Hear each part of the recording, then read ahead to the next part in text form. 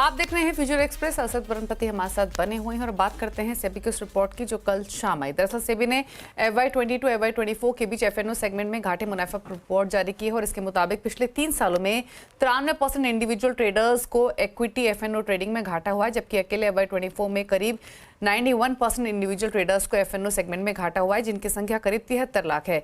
FNO में एल्को trading से अच्छा पैसा बन रहा है। ऐसे में सबसे बड़ा सवाल है कि रिटेल ट्रेडर्स के सामने ये खड़ा हो रहा है। असित, इनफैक्ट आपने ये स्टडी देखी होगी, 2-3 चीजें और इंटरेस्टिंग थी इस रिपोर्ट में कि बावजूद इसके कि FNO ट्रेडर्स को घाटा हुआ है, कमाई सिर्फ 1% इंडिविजुअल्स ने की है, उसके बावजूद भी जो रेशियो रहा FNO ट्रेडर्स का वो स्लोली एंड ग्रेजुअली बढ़ा ही है। स्पेशली जो 30 ईयर बिलो यंग जनरेशन है वो ज़्यादा इंक्लिनेशन उनका बड़ा है FNO ट्रेडिंग की तरफ। आपने कैसे रीड किया है नंबर्स को, पहली चीज़। और दूसरा ये कि अगर हम रिटेल ट्रेडर्स की बात करें तो वो एल्गो ट्रेडिंग से कैसे मुकाबला कर सकते हैं? I think Deepali ji like ये स्टडी लास्ट ईयर में जब आया था, सेबी का रिपोर्ट में था कि 90% ट्रेडर्स पैसा गवाते हैं एफएनओ के मार्केट में। There is no doubt that FNO में ट्रेड करना not only it is very difficult but it is also it requires decent amount of capital commitment. मेरे हिसाब से बहुत सारे रिटेल ट्रेडर्स जो मार्केट में आते हैं may be they are not well capitalized, not only that they are not well educated in terms of research अपना खुद का नहीं रहता। मे बी काफ़ी एग्ज़ाम्पल्स मैंने ये देखा है कि जहाँ पे ट्रेडर्स आते हैं, they come with unrealistic expectations in terms of what they can do in the market. And काफ़ी सारी वजह की वजह से लाइक ग्रीड फैक्टर एक होता है कि okay fine, we see lot of money can be made in trading and the risk management is little out of the place. उसके वजह से आई थिंक रिटेल में काफ़ी सारे लॉसेस होते हैं एंड लोग लॉस करते हैं। That is I think that is nothing new but at the same time ये भी है, लोग काफी सीखने के लिए कोशिश करते हैं and with limited capital, with limited knowledge, whatever that is there, they try to kind of improve every month, every year kind of thing. But ऐसा भी है दीपाली जी, जिस हिसाब से आल्गोज है, जिस टाइप का प्रॉप डेस्क फंड है, the big players that are there, retail के लिए काफी डिफिकल्ट होता है to have all those resources in terms of research, in terms of capital to keep a kind of put up a fight with the big guys.